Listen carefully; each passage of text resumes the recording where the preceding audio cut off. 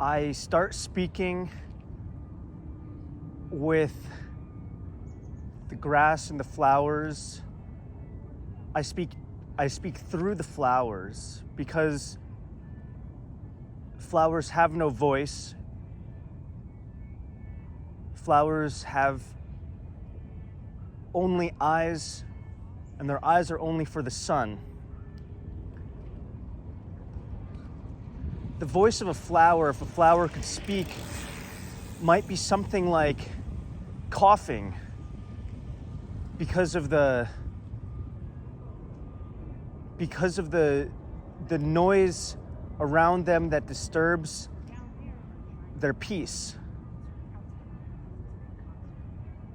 They might be something like, the voice of a flower might be something like a song, sweetly singing to the bees and the butterflies to spend a little bit of their time with them.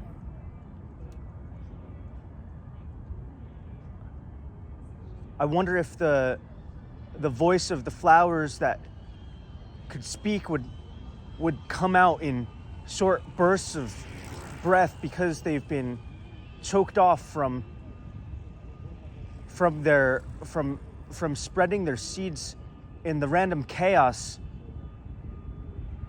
that they are meant to, and instead forced into these neat little beds of colors coordinated for human enjoyment. Yeah. And she has like really nice things. I'm afraid to listen really to the sounds of the trees and the leaves and the grasses around me because they've been cut so many times. I'm afraid to feel the pain of what they might say.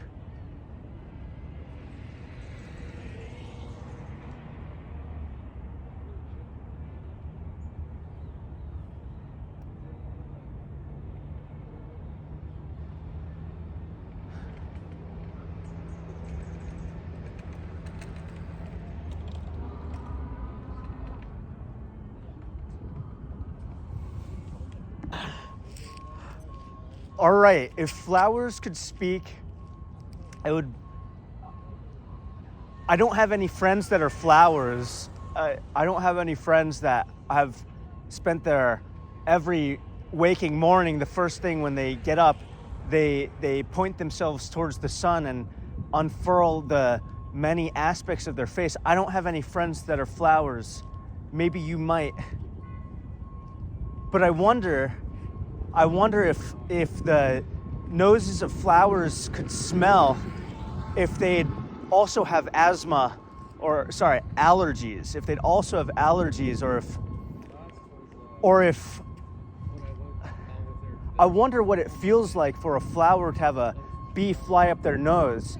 I wonder if the flowers need to wear sunglasses as they shine their faces into the sun.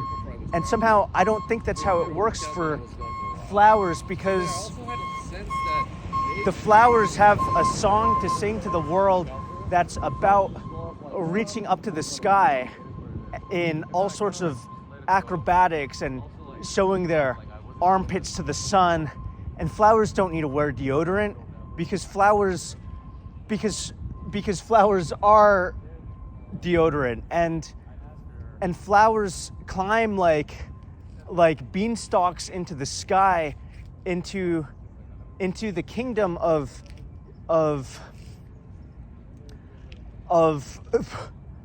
reflecting the sun back to the sun.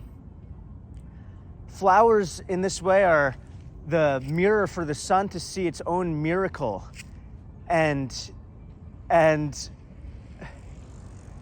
they're heroes on heroic, broken bones of the earth, and they break the bones of the earth into growing poems of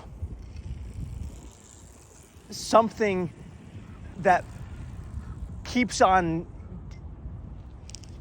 unfolding back to the sun, and the sun is the flower of the solar system, and the sun is the mirror for the moon, and the sun doesn't need deodorant either because it's the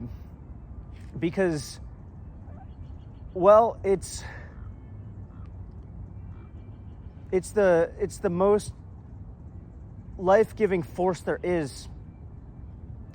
And as long as the sun keeps shining, the flowers will keep unfolding.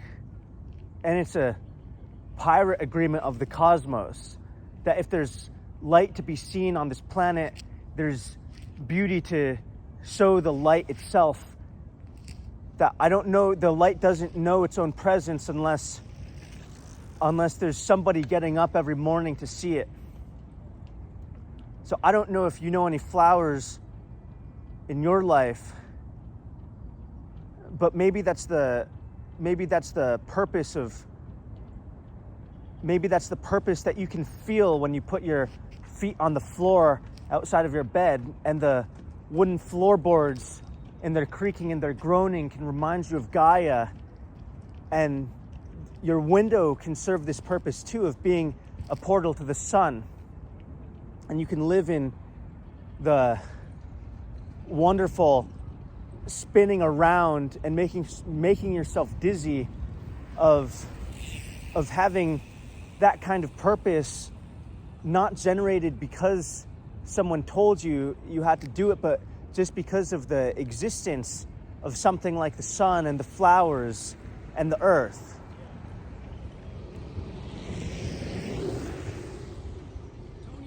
Tony says they have the capacity. Look at that. He's like, you just hit like a name.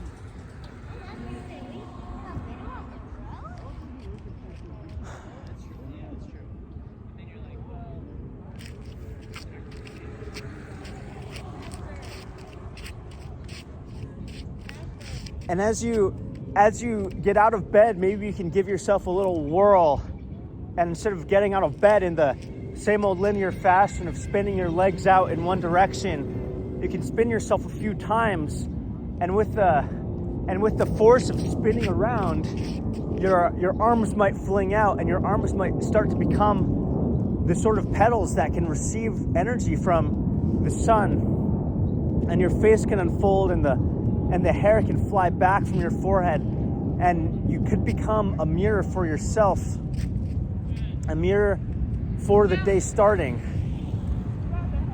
And even in the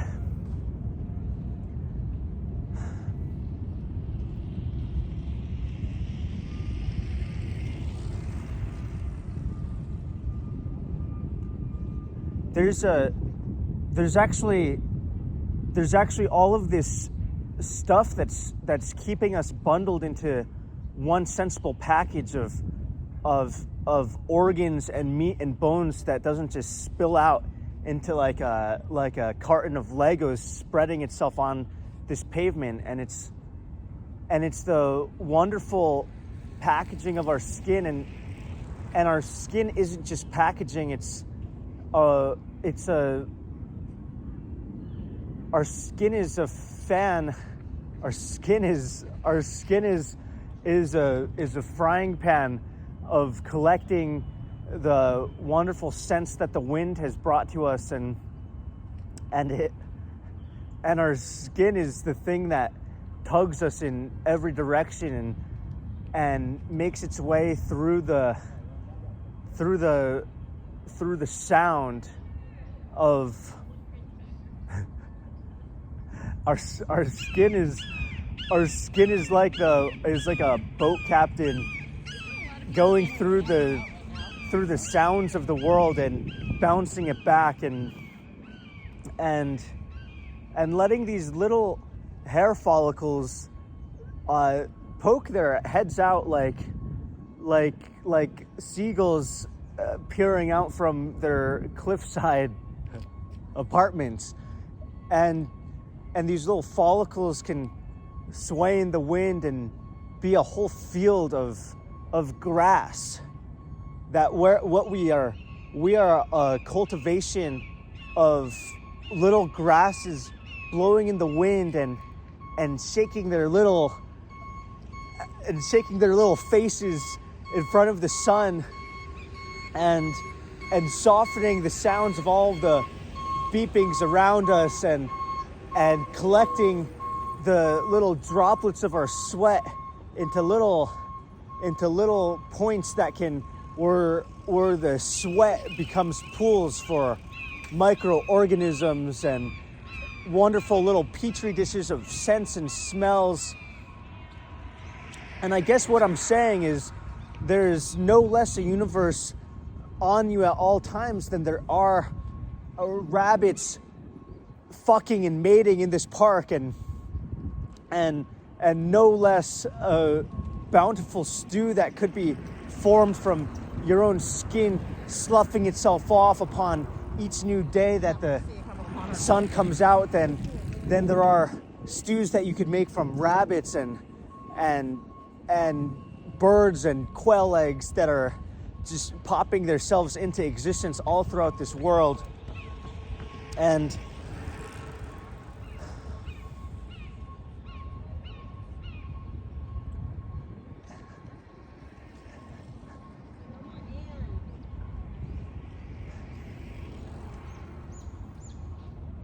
what's another, I don't know, what's a different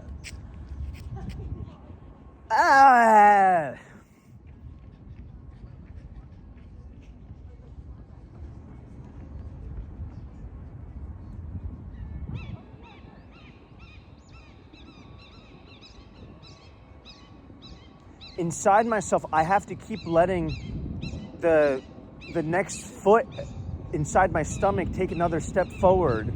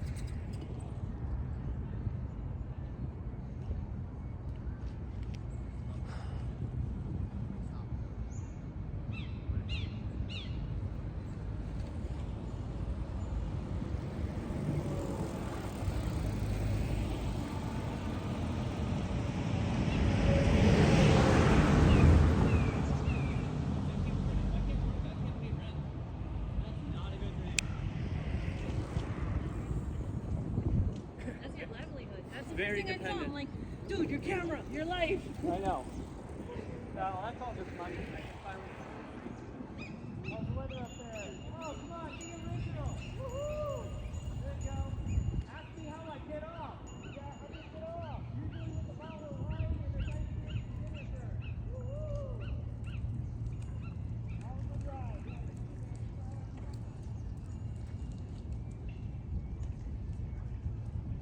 I can't feel the unknown.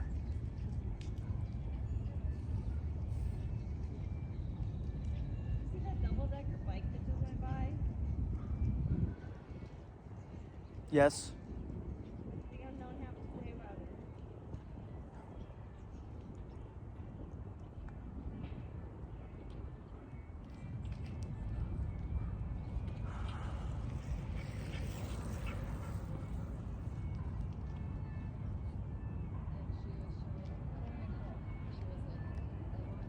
I'm just gonna keep experimenting with trying to jack into something yellow. Thick is it? It's pretty thick. A little thicker. It's not that I'm getting uncentered or ungrounded. I'm having trouble jacking into anything. Maybe send something from you to the unknown. All right, unknown. I want to speak to you, and I want to hear what you have to say. And it's such a brilliant, gloriously clear wonderful day and there's like nothing wrong, and I don't know if I just have it all backwards, that the unknown only comes on cloudy days, or only comes when it's like I'm so at home here in the park and I don't have my fear, and so there's no conduit to the unknown. And I send forward a cone, a cone to pierce through all of this postcard of a perfect California day, so that I could hear something else. And I widen my ears and I widen my back, because I want to hear something that the unknown really has. And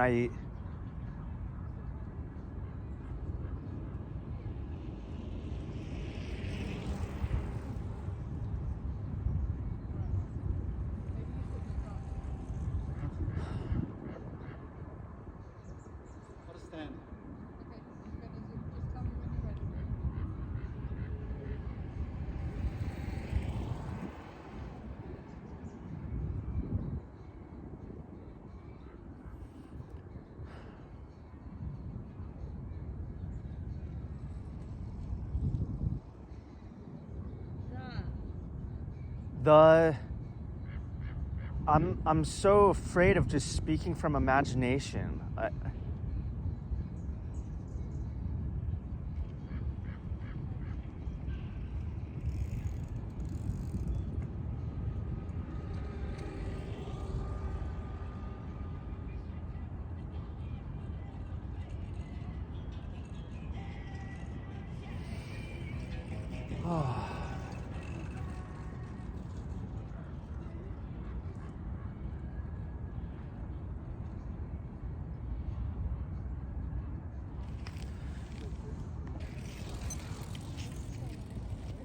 Carving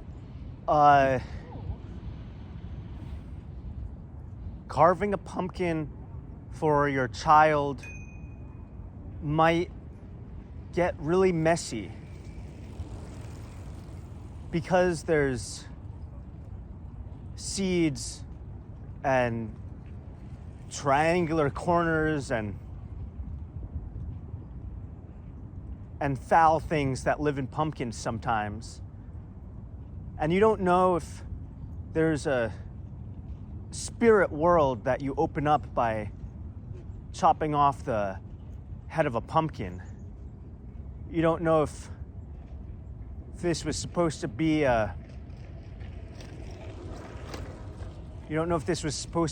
the next home for a squirrel. So carving open a pumpkin's an activity with considerable risk for your soul.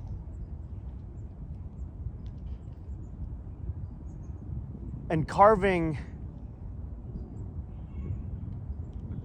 a bike lane, or carving a curve in ice with your ice skate is like drawing a peanut on the face of the earth.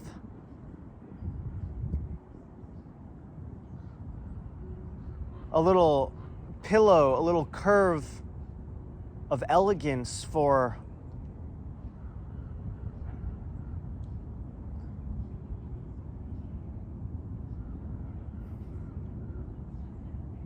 more joy.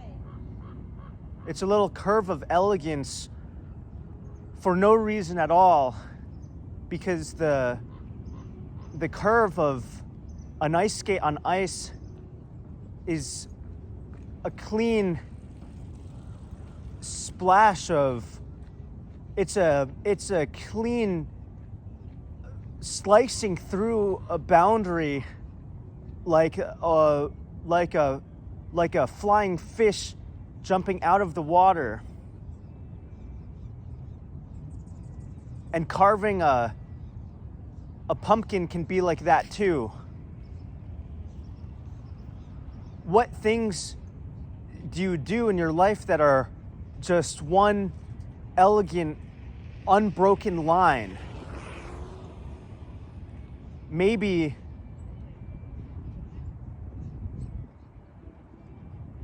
raising a child could be an elegant, unbroken line, or digging a grave could be one fluid motion with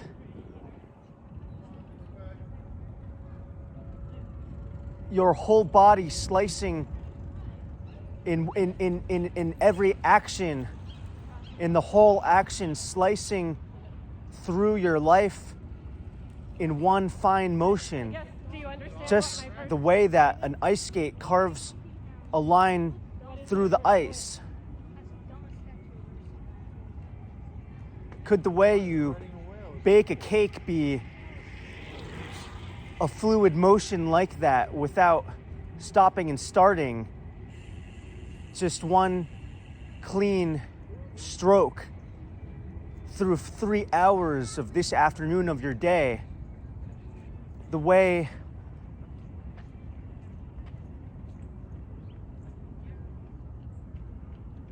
the songs that the birds are singing here are one clean motion. Could it be that way, the one clean motion that a pine cone makes when it falls from the tree down to the floor of the earth?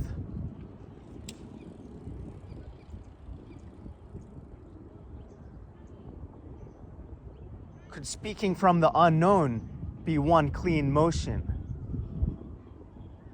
And maybe that's what the force of the unknown is one clean motion that requires a certain amount of fear to balance on the edge of elegance and clarity and freshness, to slice through the doubt, the sticky mud that smells of burned rubber and chewed up gum, and to become a opening for elegance requires pushing one foot down again and again, the same way that a child learning to ride a bike for the first time needs to just start trusting in the pavement rising up to meet his foot again and again until the wondrous hum of a sound that we don't know how to make can start to come through our throats into the view of the bright blue sky. But maybe this isn't the unknown at all, because the unknown would never be so smooth. Maybe the unknown would be very chunky peanut butter that comes out in all sorts of globs and gulps, and it's something that requires you to dig deep and scrape up the very driest parts, and maybe sometimes the unknown is like an oily liquid that flows, but sometimes the unknown is something that really is icky and has to be fought for, and the unknown is actually the leftover crusts of peanut butter and jelly sandwiches. The unknown is like that too, dry and crumbly, and speaks with a certain I don't give a fuck what people like about me or not, and it just tumbles out in full dry mouth sentences, and the unknown doesn't care if you throw it out or not. The unknown doesn't care about being digested or not. The unknown just exists in all sorts of forms.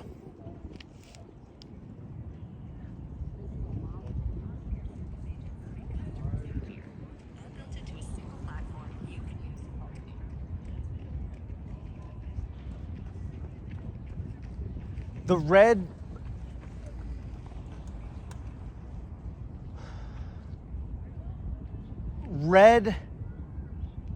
bursts of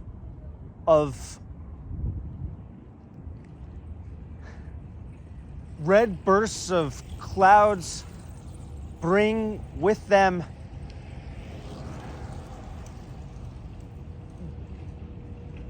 gasps of, I don't know,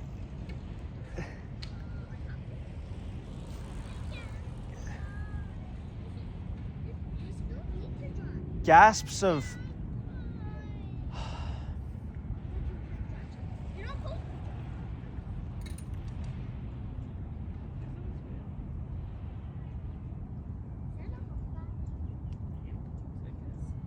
that's it for now.